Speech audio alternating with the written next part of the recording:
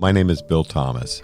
I'm a writer, consulting producer, and now podcaster. I am now trying to use my experience as the brother of a murder victim to help other victims of violent crime.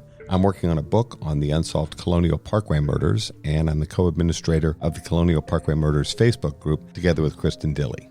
My name is Kristin Dilley. I'm a writer, a researcher, a teacher, and a victims advocate, as well as the social media manager and co-administrator for the Colonial Parkway Murders Facebook page with my partner in crime, Bill Thomas.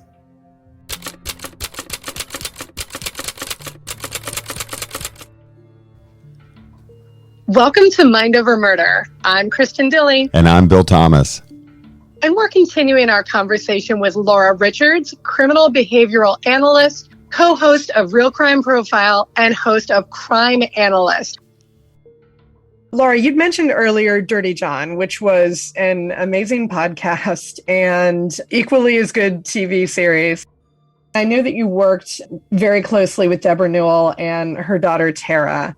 How did you become interested in that story, and what are the things that you think women should learn from what Deborah and Tara went through? I actually worked with all the family and the other daughter too, who I won't name. She didn't want her name out in the public domain. It was actually Deborah and her friend that reached out to me to talk with them and to meet with them on the basis that they had heard me interview Chris Goffard, who was the journalist from the LA Times, who put together the podcast with Wondery. And in that interview, I talked about coercive control and described a lot of things to do with the behavior and that Deborah had done everything right. And it was interesting, after that dropped as a podcast, I received those two messages, one from Deborah and one from one of her friends saying, how did you really understand the case? It's you knew Deborah. And Deborah said, it's like you knew me, but you gave it a name, coercive control. And she said, I know you don't know me, but the fact you gave it a name has just validated me in a way that you just would never understand. And she said in this one message, so many people blamed me for what happened, and I didn't have the language to say what it was. And I'd really like to meet with you. So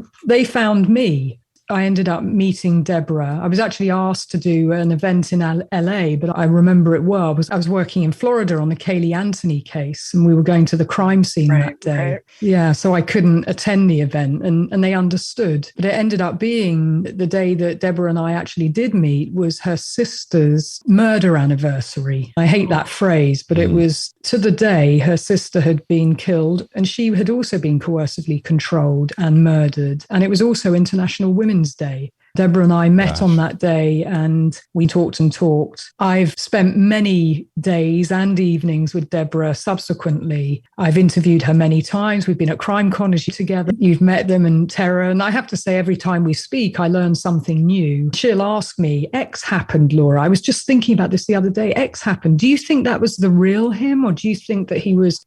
That's what happens afterwards in the aftermath. People are still trying to make sense of things that have happened. So I think now, having worked with Tonya, the first wife, and I did a podcast called The First Wife, John Meehan's Reign of Terror, and we did a real in-depth reinvestigation into everything about John Meehan, from family and from the day his childhood days to friends at medical school, and finding out really a true psychological autopsy of who he was. And we found out a lot more about him.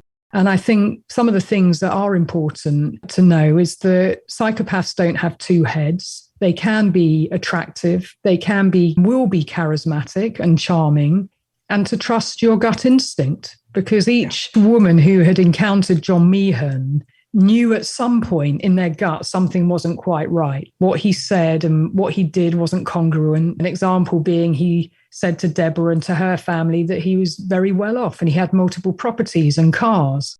But yeah, he was always in dirty scrubs, and they never saw him in one of his cars or at his properties.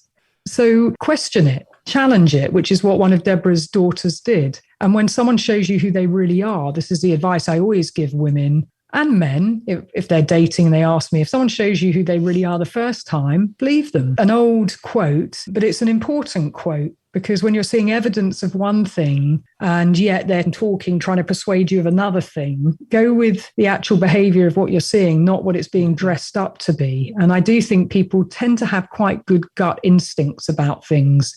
What we're very good at doing, all of us, is talking ourselves round and minimizing it and then thinking, no, don't be silly. Of course, it's not that. I'm being over dramatic, and we rationalize and we minimize and we filtered it, and we're not trusting what our gut instinct's saying. And so that's always my number one rule: trust your gut. The first time that we met at CrimeCon, I spent probably more than my fair share amount of time with you talking about the similar circumstance that I had been in with an ex. And I remember that you told me the first time that someone shows you who they are, believe them. And that was such a good piece of advice. And it was something that I did wish I had followed. It would have made things so much easier if I had. And I really appreciated that piece of advice because it has helped guide where I am from that point forward. I owe you a lot just in terms of helping me get my head on straight about certain things. I owe you a lot just for that one particular piece of advice, Laura. I'm very pleased to hear that, because you will do that every time now going forward. Yeah. But somehow we rationalize something, or we stop trusting ourselves and stop believing in ourselves, particularly if we've got someone who's a good head worker who is making us question everything we think and do. Yes. Mm-hmm. We would then defer back to them, and we would then defer to, I'm making a thing of it. It's not really so always trust that niggling that we have at 3:00 in the morning. Yeah, that endless gaslighting. I remember watching the two of you at CrimeCon when you met. And obviously I'm a big fan of both of you and would have loved to have participated in the conversation. But there was something about your physicality and the way the two of you were huddled that made me quickly realize this isn't just two people making chat. That you were into something really serious. Yep. And I just remember the level of intensity and focus. Even though there were other people around, the two of you were clearly having a very serious, intense conversation about something that was important. I could see, Kristin, your expression from the way you were situated. And I thought, whatever it is, this needs to unfold and everyone else needs to stay away and let these two people get out whatever they're talking about.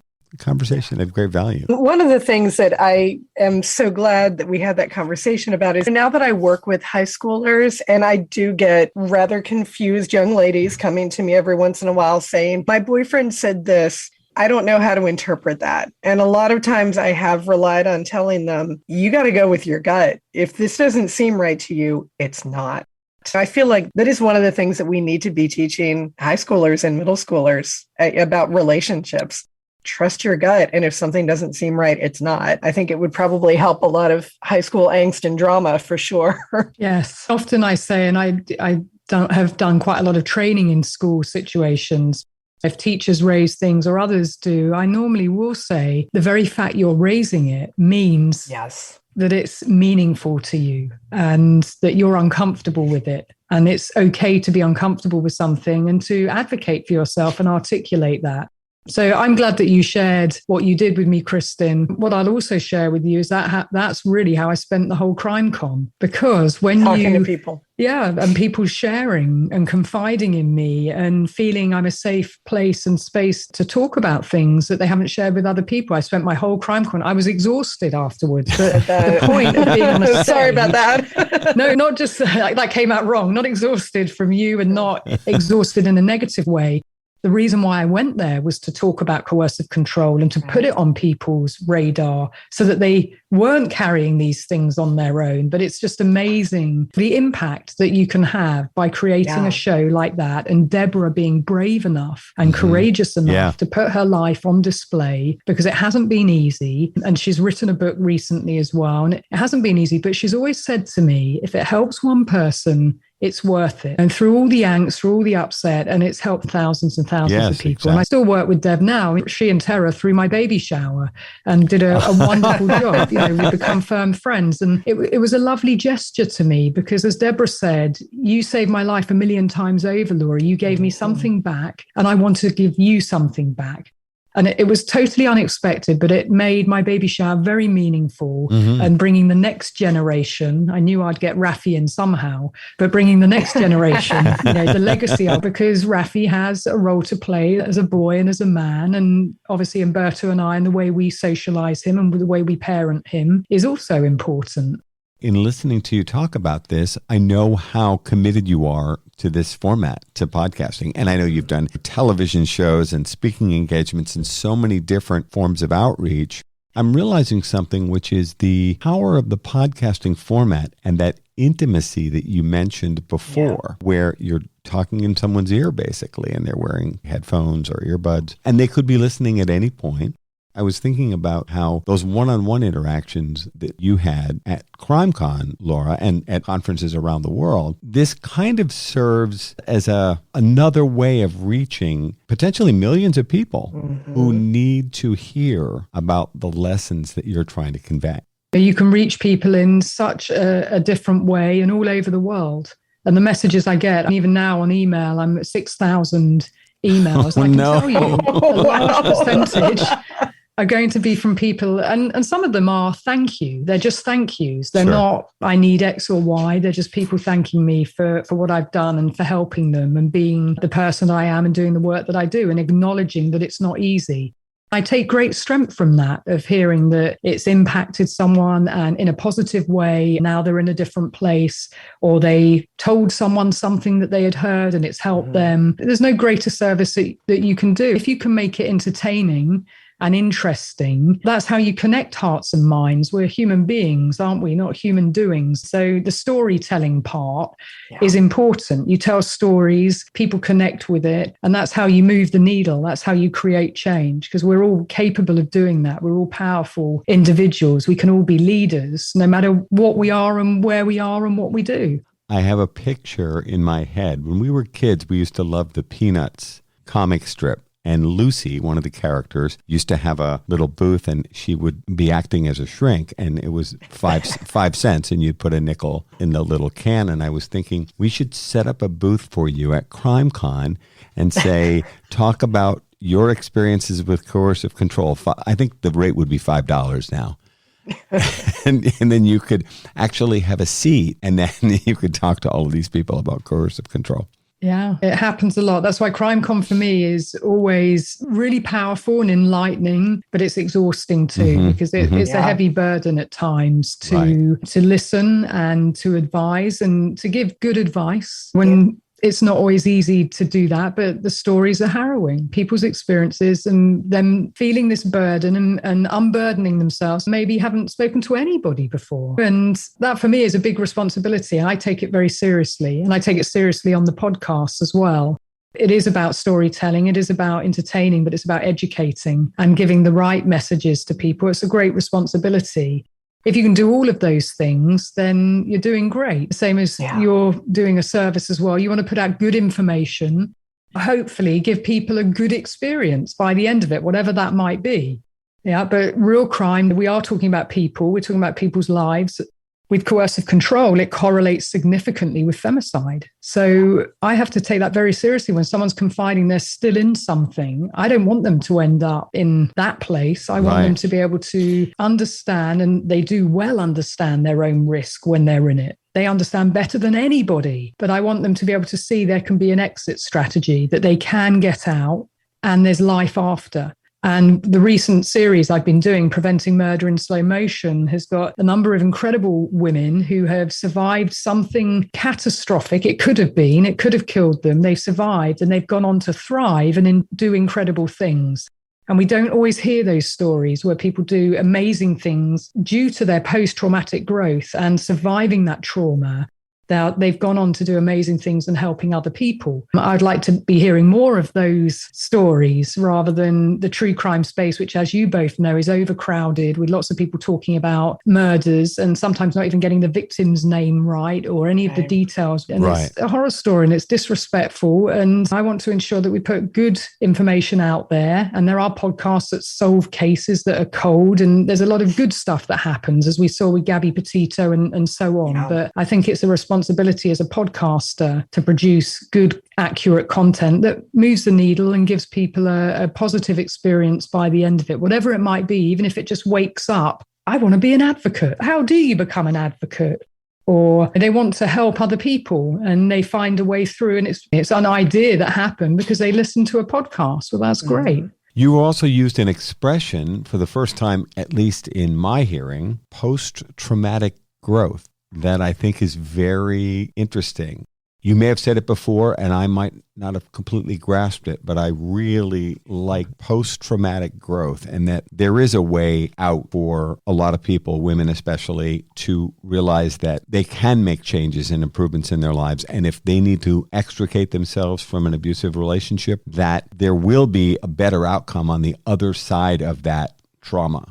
Yes, there's a couple of things there. One is post-traumatic growth is something that is recognized in the literature, and it's obtainable to you if you do the work. And I've recently interviewed a family whose sister and mother was murdered, and they're all at various stages. The brother, who's the uncle of the surviving children, the youngest, I should say, is a young man, and he's processing still all his feelings and thoughts and emotions. And he's only in that process now, where his sister is living in Costa Rica, and she's been in that self-inquiry process for some time. But they're all at different stages, and that's fine too. But we talked about how much you have to invest in doing the work to not get out, but to get through. And the only way through is through. But you can go on to do incredible things. And they estimate it's about 10% of people who go on to do inspirational, incredible things with their lives post something traumatic happening. I think it's higher than that, actually. Certainly the people who I've been around who've gone on to do incredible things, I know many of them.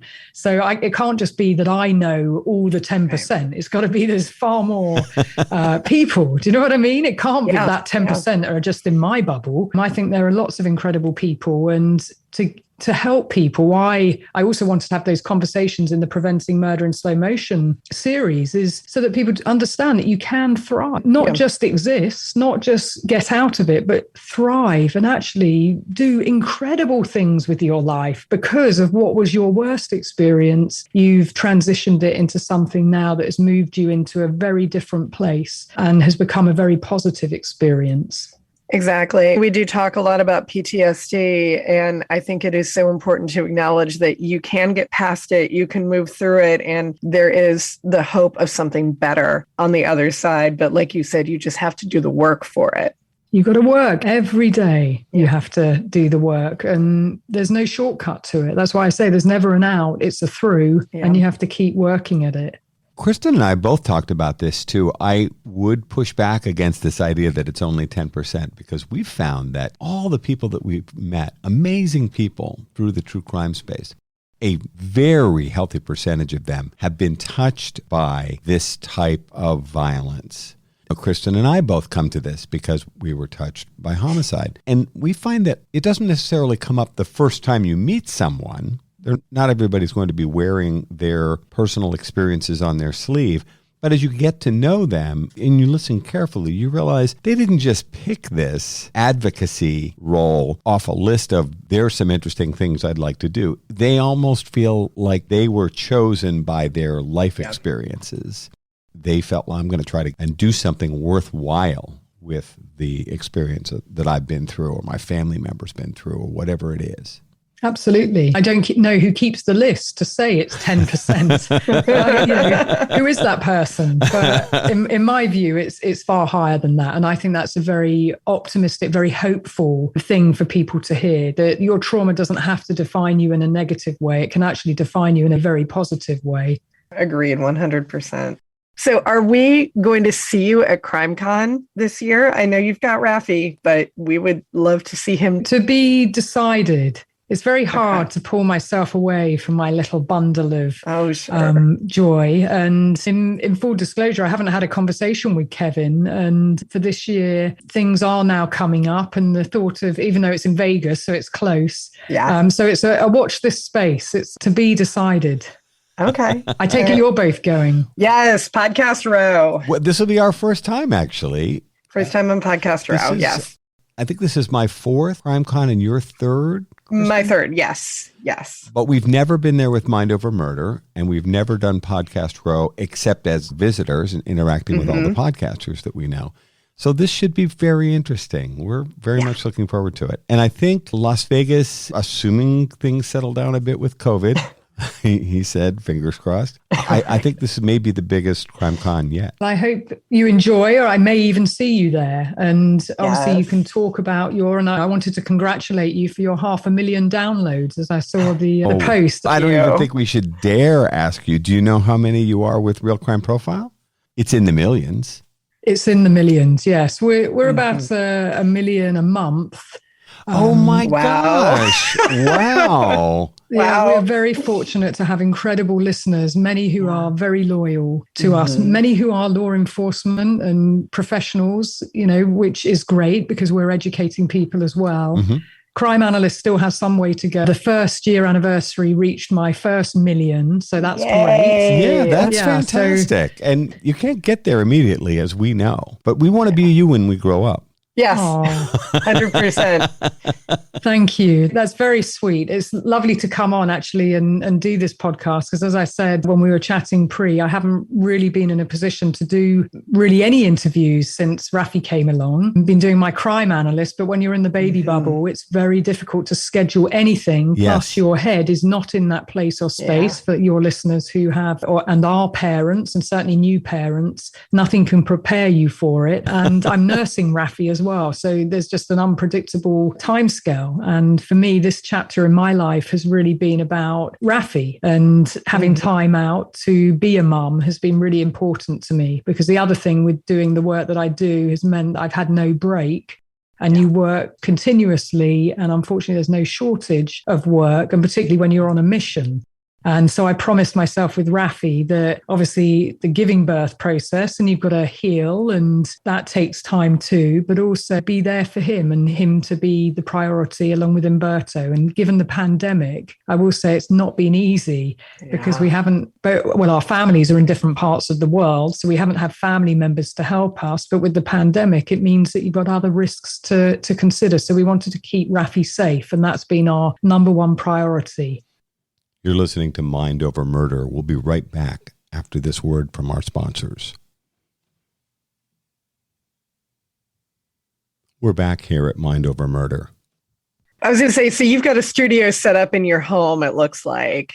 That's right. The pivot to podcasting was a strategic decision for many reasons, actually. It was a very easy decision, but with the pandemic happening, it just made sense. I always wanted to birth Crime Analyst and then give birth to Rafi, and it made sense, and I can be here and work. And now the TV stuff's coming up. I just have to think a little bit differently now of being a mum, and life has changed. I will never go back to who I was before. It's finding the new part of you, and how do you continue to do the things that excite you and are important. And the things that excite me the most at the moment is being Rafi's mum and learning how to be a good mum. And he's teaching me a lot of things. I think I'm probably the student here rather than the other way round.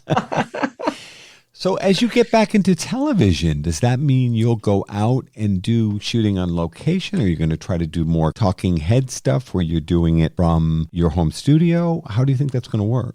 Some of it, just given that I'm working in Australia at the moment, I've got a case I'm probably going to start, and that will be a TV interview. We'll probably do that via Zoom, and the things that I can do via Zoom, then I will do. But just before the pandemic happened, I had a couple of TV shows greenlit, and I was not in a position to travel. Things come up, and I'm a firm believer if it's right, it will come back round again. So I'll just have to take things on a case-by-case basis. I'd really like Rafi to meet my family in the UK. That's also one of my priorities.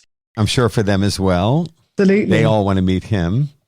Yeah. So the pandemic's brought many challenges for a lot of us, hasn't it? But really, I'd like to prioritize some of the family time. And yes, there's lots of interesting and important work in the offing, and I'm just finding my way back in. But the podcasting work is slightly easier because I have a studio here, and even if I was doing the TV side, which I have done a few bits and pieces like 60 Minutes on Gabby Petito, some do it come to you and you can set up, and you have to still abide by the COVID protocols, etc. And obviously still having a very young baby, you have to be extremely careful. At the risk of giving you another assignment, Laura, Kristin and I were both wondering if you've ever thought about writing a book about all of your experiences. Is there time for that, or is that further down the road? There could be a couple of books in the offing, yes. but it's finding the time for it. I have been very time poor and very sleep deprived. But yes, that may well happen. I've had lots of people talk to me about, would I like to do that? And I think you've got to dedicate some time to do it. So yes, that is probably going to happen at some point in the not too distant future. Yay. I was wondering if it might make sense for you, with all of your challenges with the new baby and everything, maybe to bring in a co-writer or have somebody interview you, because just in the few years I've known you, your experiences are unbelievably fascinating. Yeah. And we've probably only talked with you about a small percentage of them. Would something like that lend itself to your limited availability? I know there's only X number of hours in the day. It's a possibility. I've got all my files and everything here shipped over from the UK. So a lot of my cases, but it's also the psychological, having to deep dive into a lot of those things, a lot of cases, and it takes quite a lot of time and it takes quite a lot out of you. So yes, it's still finding the space and time to do that. And I think if you're to do it, you want to do it well. So it's finding the right time to do it, even if you're relaying those things to someone else. For me, the devil's in the detail, and you probably can't see my board behind of one of my cases. Oh my gosh.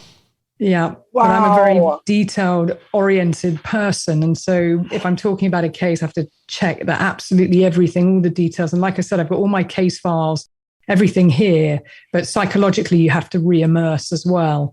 That will probably happen in due course. So for me, there's still something about writing it myself, but it's like doing a PhD, as all writers know. So yes, it's a watch this space. Once I get the bug for it, I think you've got to be very committed to write a book. Having written and been the lead author on Policing Domestic Violence, and which was Oxford University Press book for police officers, it's a big undertaking, isn't it? Let me describe for our viewers, since this is not a visual medium. Laura turned the camera slightly, and she has a whiteboard covered with vertical notes. We couldn't read them, of course, of different topics, different cases, different things that she's working on, with all of what look like Post-it notes, I think. And it's just really daunting how much stuff is on your whiteboard. That's one case. That's one case, a very prolific serial killer. The devil really is in the detail. Even when you're podcasting, for me, I write all my own material. I haven't picked up someone's article and then talked from it. Everything is written and thought about and ruminated over time. And these are all the themes. It's like a comparative case analysis chart, which I used to do all the time in the Met when I was working a case, of looking at similarities and differences and themes and gaps. And it might be a hiatus, or is it a real gap? So the chronology. And that's how I work cases. And I'm very old school in that respect. Some people use computers and do things differently. So yes, if I were, and I have got a literary agent, he keeps talking to me about doing the book. Of course. Can't you do 5 cases, 10 cases? But then you've got to re-immerse and go back through all your notes and what was said and what did I do? And you really have to do a good job of it. You really want to get into the detail of it, because I think that's also what people want. They want to understand, and I want to educate, and you want to be accurate in what you're saying and the story that you're telling. So what Kristin and I glanced at there with you a moment ago, that's not 20 different projects. That's a serial killer case that you're currently working. I've wrapped it now, but yes, that was one particular case, and I have talked about it on Crime Analyst. But yes, he was very prolific in the north of England, many victims, and very badly handled actually by the police. So what I was finding in terms of what I was told that the case was about when I was at New Scotland Yard, actually, it was very different from what I was seeing when I was actually analysing the case. And an example would be this individual got a moniker, or was given a moniker, and that moniker played a real part in him not being caught. Because they created this moniker of this very scary, dangerous individual, they actually interviewed the real killer 11 times. And they didn't think it was him, because he had a very reedy and high-pitched voice. And he just wasn't the monster they had imagined him to be. Right. So everything about the case was misunderstood. Everything. I don't think there was one thing. Yeah. So 11 times? Yeah. Oh my, I don't That's even crazy. see how that's possible. He was sat before them and disregarded. Again, some of the cases I go back into happened some time ago, but correcting the narrative is important. And I interviewed some of the family members as well, and they felt very angry, even present day. And the serial killer actually died at the end of 2019. He died at the end of 2020. And again, that meant that the media all wrote prolifically about him. He had so many obituaries, but no one could name the victims. Oh my God. Everyone knows his name, they know his moniker. And that was also what I wanted to correct and talk about monikers being given to serial killers, because all that does is elevate them and give them the notoriety. And then we name a case based on them, and we can't name any of the victims, and they get written out their own narrative. So exactly, yeah. We interviewed Kevin Sullivan recently. He's the Ted Bundy expert, and he made this very same point. And we noticed that when he was discussing the case, of course, he has to say Ted Bundy's name from time to time, but he also addressed each one of the victims. He always used their full name and always gave you some little bit of information so you could grasp where and when a particular sad event had taken place. And he would say, that's Jane Smith, and that's the one from Pocatello, Idaho in such and such a year. We talked about that as well. The way we end up glorifying and elevating serial killers. And this is something that I'm terribly uncomfortable with. And we see it at CrimeCon. And I'm not there to wave my finger in anyone's face. When someone comes up to me and wants to talk about my sister's murder case and they're wearing a t-shirt with the serial killer's face on it, I struggle trying to look them in the eye and not look at the fact that they are basically promoting a heinous criminal. And they somehow think that's hip and cool and edgy. And I think it's just gross. It is. It's deeply troubling. And that's what I really don't like about the true crime space, because it is true, real crime. And therefore, we should be respectful to the victims. When I work with families, I learn a lot through them about how a case, their daughter's case, their sister's case, their mother's case was framed in the media, and how even given a moniker, this individual was given a moniker, and it was about what he did to the victims. So every family has to keep hearing what he did just through his name about their mother or their loved one. The language is just so important, and how people present, do you know the names of the victims? Well, I read out every name of the victims, and this individual probably killed in the hundreds, I would imagine. Oh my God. Or attempted to. Some of them survived, and they were just written off as they fell over, they were drunk, and therefore nothing really happened.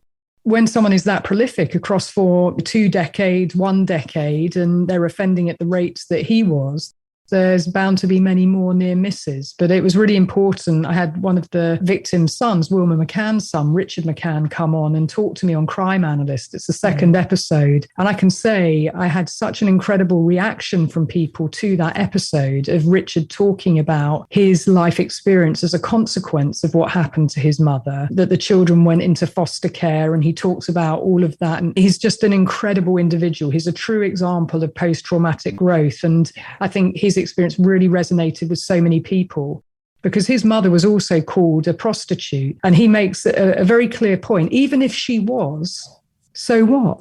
She was trying to provide for me and my sisters, because the man who impregnated her was not doing that. He had walked away from his responsibility. So if she was doing that, it's because she loved us so much that she was trying to make ends meet for us all to survive. And it's really interesting, because so many people said and wrote to me, I've never thought about it. I've never thought to turn it on its head of what it really means. So there were so many moments in the interview with Richard that were just so enlightening. And I would love everybody in the world, not just the true crime community, to listen to Richard and to listen to people's experience who are genuinely impacted by crime, and they will not wear those t-shirts afterwards once they understand the real life impact that it has on someone. I just cannot be in the business of glorifying killers, people who harm others, and giving them that notoriety, particularly as psychopaths and others. That's exactly that which they seek. So every episode on Crime Analyst is framed from the victim's perspective. In fact, even that case, I mentioned his name once, and thereafter he was initialed. The same on Real Crime Profile. We just give their initials. Right. We're not going to give them the airtime. Right. We're not going to give them any more media attention because they do not deserve it. And we want everybody to know what the victims' names were and to honor them. And in some cases, as you both know, not very much is even written about them in the media. So even if you did want to do victimology, actually, it's quite hard to find real information about them. But we do our best on Real Crime Profile and certainly on Crime Analyst to correct the narrative. Is there a case in particular that you have not had a chance to work with that you want to look at more closely? Something that you really are interested in but haven't had a chance to dig into?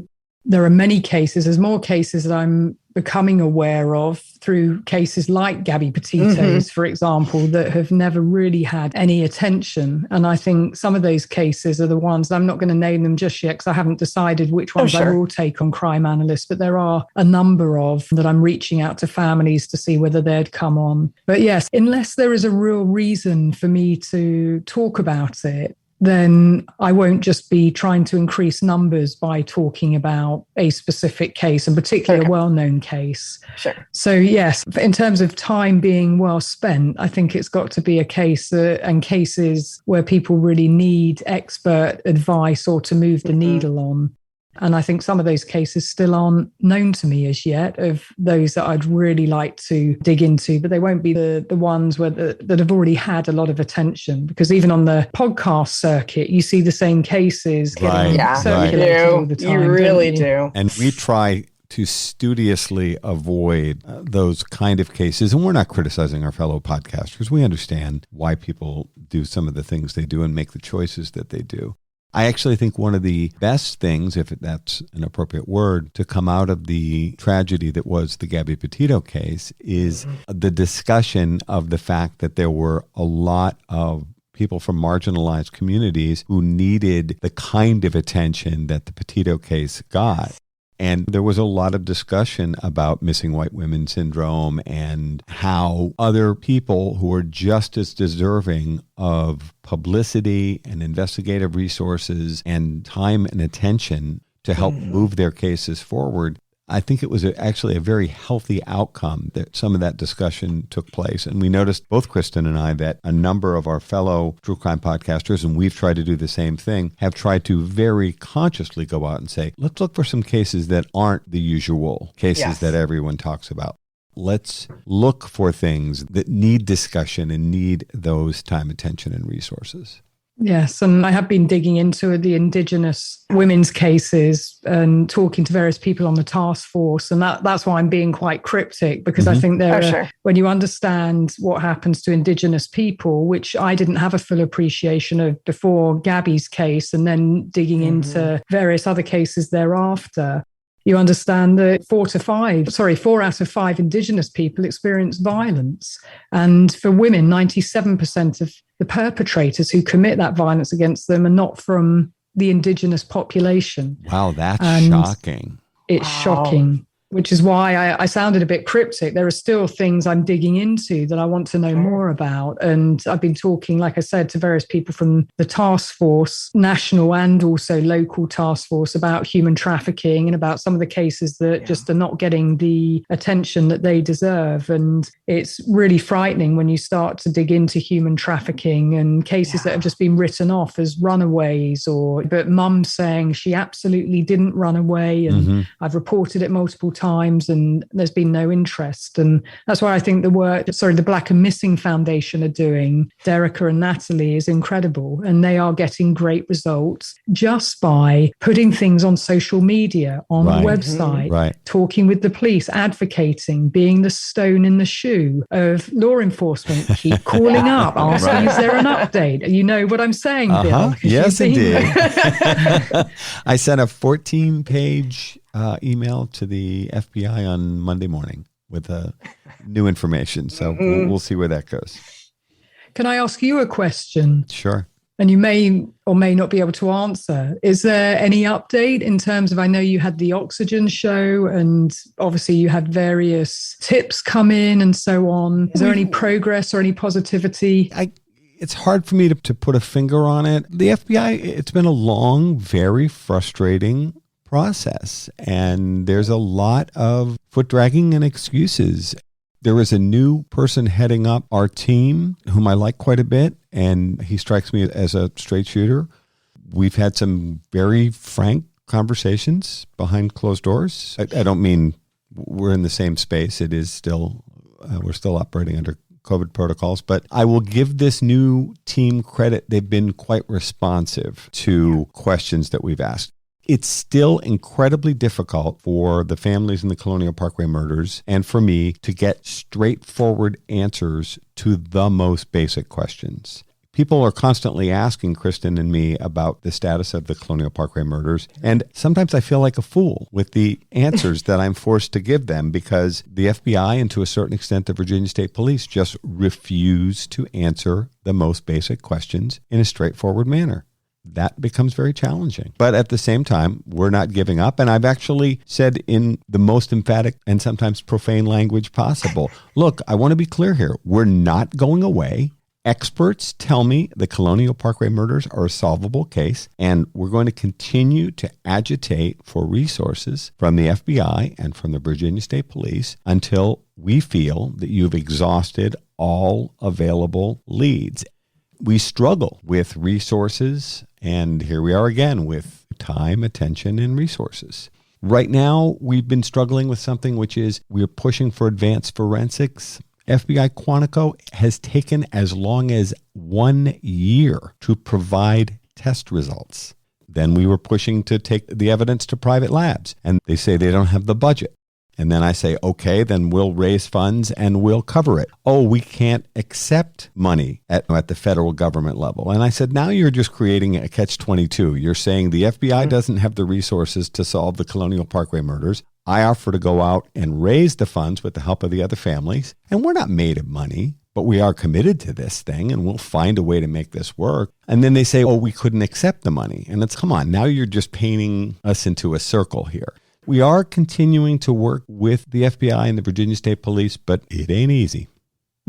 Yes. And you have a book coming out soon, don't you? I have a book that's in the works. Interestingly, the publishers all say, this book would be so much better if it had a happy ending. And I said, my life would be so much better if it had a happy ending. But we'll see. We've had some very interesting discussions with some of our allies.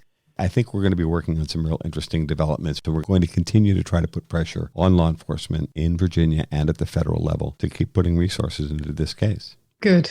You just have to keep going, not going away. You deserve answers. And as I've always said to you, if they're doing something operationally, then that's one thing. But if there's nothing happening and it's just stonewalling, then that's something else. And I guess sometimes it's still difficult to know how much activity is really happening versus it's just falling into the too difficult pile. Yeah, and look, people have said to me, this is a 35-year-old cold case. There have been a lot of problems along the way, and I understand that terrible things happen every single day. There are always new challenges and new resource draws. Think about all the things that the FBI is being asked to handle even today, whether it's anti-terrorism or whether it's the attack on the Capitol a year ago, January 6th, or whatever it is. They've got their hands full. I understand that. I want to be clear, and I've said this to them, look, you are the lead agency in my sister and Rebecca Dowski's murder, and we didn't choose you. You insist you have jurisdiction. Do your job. Experts across the country and around the world have said to me, I think this is a solvable case with time, attention, and resources. You've had the time. I don't know how much more you want passage of time and attention and resources. It seems we need to be focused on the latter two, right? Exactly. Keep me posted of what happens. We haven't spoken for a while, so I'm just curious as to whether there has been any progress, particularly given the docu-series. A lot of worthwhile and interesting leads came out of the series. Yes. And it did continue to shine the bright media spotlight. It's not lost on me, Laura, that the Lover's Lane Murders television series comes out of a conversation that you and Jim and I had in front of the fireplace in his house. And that it's got to be at least 5 years ago now. And it's amazing how that very important and intense conversation that we had, which stretched long into the night, led to a television series. But boy, what a long, twisted road it took to get that television series off the ground. My gosh, it's like having a baby, but it takes 5 years to. It's a long time. A long time, yes. And talking of babies, it's a segue, but this is, I don't know if you can see that, but that's what's happening now. And I'm required. Can you see him? Look at that grin. The new sunglasses for California. Yes. So yes, I'm required back on mummy duties. Laura, thank you so much for joining us. We love talking to you. It's lovely talking to both of you as well. And thank you for welcoming me to Minds Over Murder, to Mum. And it's been a real pleasure catching up with you both.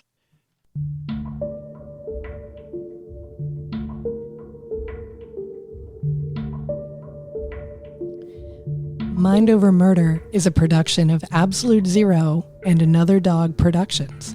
Our executive producers are Bill Thomas and Kristin Dilley. Our logo art is by Pamela Arnois. Our theme music is by Kevin MacLeod. Mind Over Murder is distributed in partnership with Crawl Space Media. You can follow us on Facebook, Twitter, or Instagram. You can also follow our page on the Colonial Parkway Murders on Facebook. And finally, you can follow Bill Thomas on Twitter at BillThomas56. Thank you for listening to Mind Over Murder.